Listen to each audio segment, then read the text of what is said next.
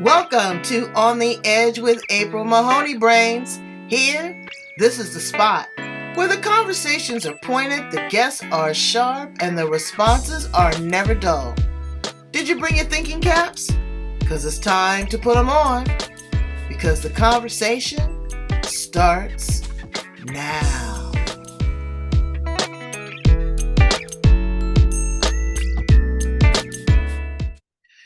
Welcome to On the Edge with April Mahoney Brains. We are at the location here in the United States and all the way to Australia with my great guest, Kelly Markey. She is an amazing woman. She is a woman that originally born in South Africa, moved to New Zealand, and migrated over to Australia. We're going to talk about her journey. We're going to talk about her work in information technology. She's really smart. She's an author of a great book, but her mission and her goal is to enhance humanity, to open up people's minds and make us more user-friendly, to use an IT term. So let's welcome her to the edge. Kelly Markey, how are you, beautiful? I'm great, thank you. Delighted. Hello, brains. I am excited to be here today. Well, I'm so glad to have you. I've been waiting to interview you because, we can talk about a lot. We can talk about culture, we can talk about technology, but we can also talk about humanity. Start with your story. Tell my brains a little bit about you and how you show up in the world. Yes, absolutely. So I had no desire to write a book. I was just, I guess the conventional person living life. And I found myself in the thick of it with the pandemic, being in lockdown. And I had people from all over the world reaching out to me to tap into my brain and my lived experience to, I guess, find their mojo when the apple cart toppled and they didn't know how we were going to come out of this pandemic. And then I realized that I have all this amazing journey gleans and things that I have conquered in life and people wanted to tap into. And I realized, oh, wow, I can share this with the world because I'm not sure if I'm going to come out of this pandemic myself. So I decided to write, and I wrote my debut book in 10 days. It has. Wow. So when I launched my book in less than an hour, I became a bestseller in 28 categories. It's now in 57 countries, and I've had amazing response from people all over the world that have read it and resonated in an amazing way. And I think what makes people gel with it is the fact that when I was going through all of these emotions that was real, I couldn't find how to get back on or how to stop the bleeding or where to turn. And I relate from the depth of my heart, and people just grab onto it and actually like, wow, I've been there. I feel like you have written about me. So that's how the book has unraveled. And every beggar wants to show others where to find bread. And this book does more than just show people where to find bread. Well, hold it there for a minute so we can see. Look at that. Don't just fly, soar. I'm trying to read the subtitle. The inspiration and tools you need to rise above adversity and create a life by design. Okay, now I'm gonna ask you some real tough questions because I'm a Black woman living in America and you are a South African woman, but you are a very fair-skinned, straight-haired South African woman. I'm sure that when you were younger, because maybe I'm guessing that we're in the same generation, that you experienced the effects of apartheid. Absolutely. So I grew up in the apartheid regime, and even though I fit a certain kind of a cookie as straight hair and fair skin, I relocated to New Zealand and then Australia. And unfortunately, I discovered the hard way that there was more discrimination outside South Africa. When you talk about discrimination and apartheid, immediately people gravitate to South Africa. And living in South Africa was, I guess, the easy part of my life because we're living in segregated community and it's a Right. bubble, and that's all you ever experience, because you're going to a school that's all Indian, you're going to communities that are all Indian, you're going to the supermarket where, it's the same race. And then moving to the cosmopolitan melting pot in New Zealand, I actually had a woman, when I worked in pharmacy, throw the prescription at me and saying she did not want to be served by a Black person. Mm. And, I talk about that encounter in my book and how I grew from it, and many other encounters that was eye-opening, because you grow up in a country thinking, yeah, we are the worst because apartheid basically originated here. That's what everyone thinks. And you get conditioned in a way. And then it was a shock to my system to see that people actually live this way despite international borders. Oh, well, I talk to a lot of people from South Africa, and they say the same thing, that you are in this bubble, in your community. Everyone looks like you, talks like you, has the same traditions, the culture. So it's not like you're going to work or you're going to school and you're being discriminated against. You're already living in segregated populations. However, when you cross pollinate or when you intersect with other people, you may have challenges. The laws may be different, the rules may be different, the economic and social status might be different. But again, like I said, you're living in your own pocket.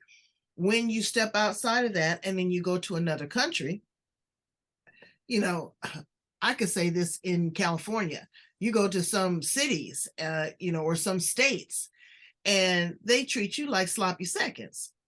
And one woman said, "Well, you need to go back where you come from." I'm like, "Hell, I'm from California. Where do you want me to go back to?" But it's their ignorance. And what people fail to realize is that we are more alike than we are different. Yet and still, we are different. And I want to be respected and honored for my uniqueness. I don't want to be a carbon copy of anyone else. So I know that it was a shock when you moved, to New Zealand. You're thinking, wow, this is going to be really cool. And I'm going to have all these experiences. But how did you grow from that? How did that make you a stronger woman? Look, yeah, it's not a 101 guide. You actually have to find your mojo in the thick of it. And I had an expert that I wanted to read out of my book, but one of the things that I have included in my book, and I know that there's so many antidotes and so many experiences in here, but one of the things that really spoke to me, which I've included in here, is the fact that I'm a blood donor. And I have been a blood donor in South Africa, in New Zealand, and in Australia. And I do this, for the obvious reasons to sustain life. I'm also an organ donor. So, if anything happens, that's on my license, and people can, go through the mandatory process to, make that happen. And what dawned on me is that people don't judge you when they're receiving your blood and Right. sustaining your life. And Right. if you prefer, I can read this little No, insert. absolutely. I want to Right. So I got the picture of my key donor ring in there, right? Okay. That I've included. And I go, when I donate blood, I do not specify the preferred color and creed of the recipient. I simply give my blood to all those that may need it. How can society never question the color of my skin when I'm literally pumping life into them? And yet they get scales of injustice in their eyes when they metaphorically suck the life right out of me with the intrinsic racial chauvinism. My blood donor key ring breeds no contempt and discrimination. Neither does my heart.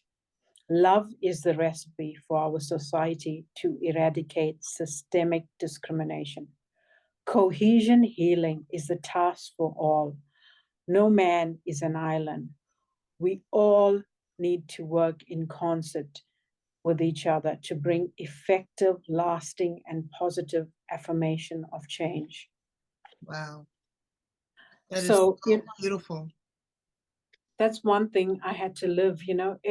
Every time you go to pump out blood, you're doing it to help people you don't even know. And people accept it. But yet, when they look at you as a human being, they don't value you. No. It's profound. Right. And they will take your heart, they will take your liver, your spleen, all of these organs, but they never ask. They just want to sustain life. Uh, do you have children? No. You have nieces and nephews? Yes, I do. Yeah. What are your hopes for them in this world that we're in? Obviously, I want them to have a better experience than I did, and to look at life from a different lens that what I was exposed to, for them to see that there's opportunity, not just gloom. And those opportunities are the opportunities that they may have to create. Because if you rely on society and on anyone else, they're going to start really low, and sometimes they remain low. Okay, so it remains low, but you excelled. I mean, you are a woman in the information technology space. Not only did you break the glass ceiling as, a woman of color in a foreign country, but that's a pretty male dominated industry, or it has been. I mean, it's evolved now so much. How did you do that? Yeah, wow. Again, it was one step at a time. It wasn't easy. And I remember when I first began working, it is a male dominated industry, and men would be using the F bombs, every other kind of bomb, swearing, ranting, raving. And I'd be like, wow, really? So eventually you learn to adapt. You learn to, that if you don't adapt, you're going to sink. And while you adapt, I had to learn to still be salt and light. So, not lose the essence of my values and principles, bring them into the fold and become friendly, but not get watered down. So Well, they that was could. a very delicate dance that you were doing, because it's easy to be ignored, to be suppressed, to not be able to get advancement, equal pay. That's just, that's it. And with a cultural divide, um, I'm sure that it was really tough. Are you married? Yes, it is extremely tough, especially for a woman of color. I still get it all the time, you know, um, for my accomplishments. People are at the table, at the boardroom table, and they feel entitled. Uh, they feel, why am I at this position and why not them? Mm, And mm. people have challenged me, and I've learned to voice myself. I've learned what to say no to and what to say yes to. I've learned how to address it. And quite often we have organizations, which I've written about, that pronounce their values and what they stand for as an organization.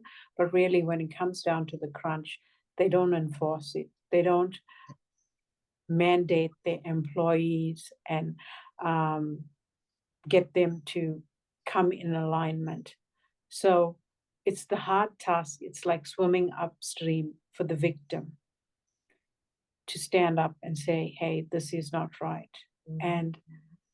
And I am where I am because most of the time I had to stand up and say, hey, this is inappropriate. Or I had to walk away from $1 million contracts because it didn't align with my values. Right. And I was taken to something better where I found my level of contentment. I think what what I learned as well is to distinguish from what's, just going to serve me a paycheck and what's going to bring me contentment. Right. It's all about, at the end of the day, it's all about joy and self-preservation.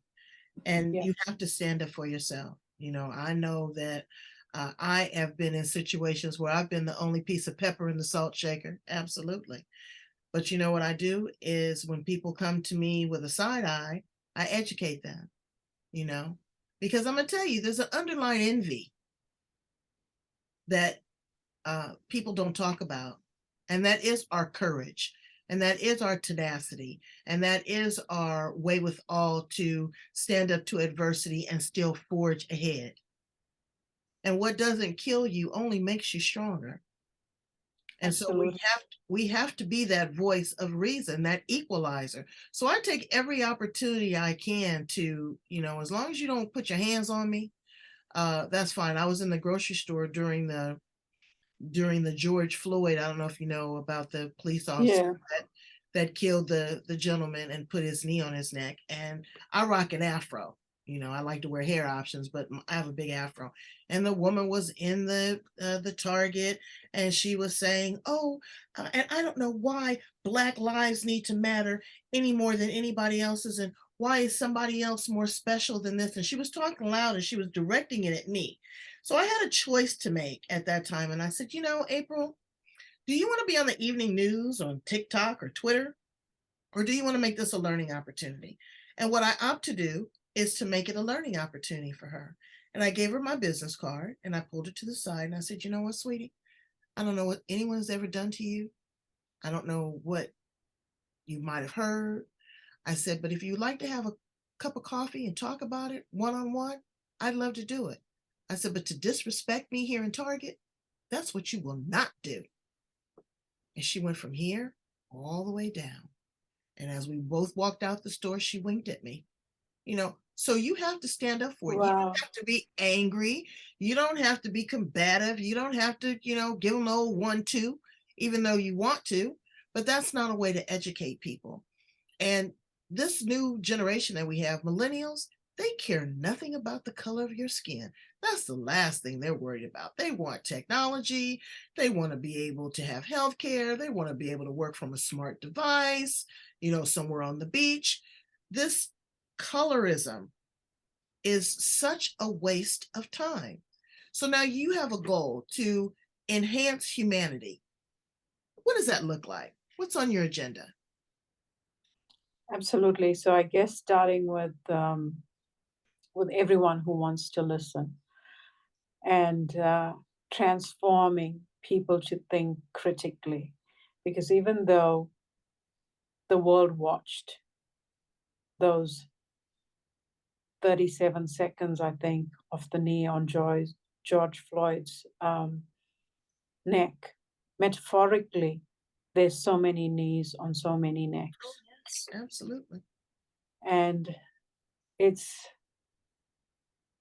not just that it comes from a certain generation. It's the poison's pot is turned and it's passed on from generation to generation. Epigenetics, absolutely. And people don't comprehend what's going on, but they know this is how my grandparents or my parents have conditioned me, and they move on. So, from one of my experience, I go to a book club in Sydney, and they are all older women, older than I am, decades older. And we get along fine. We've had great fun, reading some really nice genres of books. And when I published my book, they actually read my book. And I think it's for the first time in their life, they had an eye opener Mm. because they were not exposed to the lived experience that I had. So it brought us to open up real conversations around the table. And some of them were like, "Oh, I don't think we have racism in Australia." And my jaw dropped. And others were like, "Oh, yeah, we do." And I guess that's what's on my agenda, Ask the to First bring Nations people. exactly, to bring education where there's ignorance, to bring healing where there was wounds, to bring enlightenment, because that's what we lack, enlightenment. And one thing that touched me was one of the ladies mentioned, well, this is what our parents taught us. They told us we should always fear that, or, not align with that. And I was in shock when I heard it, and I realized, wow, I'm like 20 years younger, but I've had so much more experience, in this area of life. And obviously, because they are of a certain demographic, they've not been exposed to it. So my agenda is actually to take my experience to the world. And, many people, it's 350 pages, and I haven't covered everything, but it's a good mix of most things that I've endured. I donated some of my books to South Africa. August is the month, Women's Month in South Africa, and the organization that I donated my books farmed my book out to women that they thought needed to read it and hear the message. And I got a woman who read my book and contacted me via messenger. I don't know her from above, so Didn't know this woman? no. So she was a stranger to me. She contacted me via messenger, and she said, hey, I'm reading your book, and for the first time I feel like I can live and I can breathe. And she's like, I'd love to talk to you. And it's 3 a.m. in Australia. And I was like, yeah, sure. You know what? I'm happy to have a conversation. And she rings me via messenger, and she said to me, it's been 6 months since my husband committed suicide. Mm-hmm. And she said to me, he killed himself on my birthday. Mm. And I haven't had a proper meal since then. Mm. I haven't had a single full night's sleep, and I never thought that I'd get over the pain. But I'm reading your book, and for the first time, I'm getting a sense of hope. I feel like I can see the light at the end of the tunnel. And she was crying, and she was saying to me, I, for the first time, feel like I can connect to a human being that understands what pain really is. Because I know you've endured this and you've come out the other side. It gives me hope. And by the end of it, we both were in tears, and the healing had began for her. And she was like, if there's anything I would have wanted in the world, I would have, wanted the opportunity to get my life back the way it was. And she said, I know it will never be the same, but reading your book is giving me that color back into my life. And that's my agenda, April, is to bring hope to humanity. Well, I really and truly believe in what you're saying. I understand your cause. I live your plight. And there is hope. There is hope. It's with education, it's with conversation, it's with great books, and just great communication. So I don't want to spoil it, but I hear that you're in the thralls of creating another masterpiece, and we will have more to look forward to. I hope that you come back and share that with me and my brains here on the edge. Kelly Markey, you are an amazing woman. I love your voice inflection. I hope that you do an audio version of the book. That would just be magnificent, that we can just soothe ourselves into it. That would just be great. Tell my brains how to get in contact with you, how to purchase a copy of the book, and how to follow you. Absolutely. Thank you for all that. I am available on most bookstore platforms, so 40,000, wherever you can purchase books. My book is available on Amazon for most countries. You can also obtain a signed copy from my website, which is www.kellymarkey, which is Kelly, and my surname is Markey. I also launched last year a journal, which is a timeless journal, and that has 12 amazing articles, one for each month, and then inspiring and empowering people. So people can get that off my website. It's not available in any bookstores. So if you go to my website, you can order either my book or the journal and get a signed copy. Well, that's amazing. I want you to hold that copy up so that we can see it right next to your pretty face. Don't miss your face. There you go. Yes. Don't just fly, soar, brains. We want you to go high. We want you to take it to the next level. But on those wings, carry others with you. Absolutely. Thank you so much for being with me today, Kelly. You're the best. Thank you. I appreciate your time. Bye bye. All right. Bye, brains.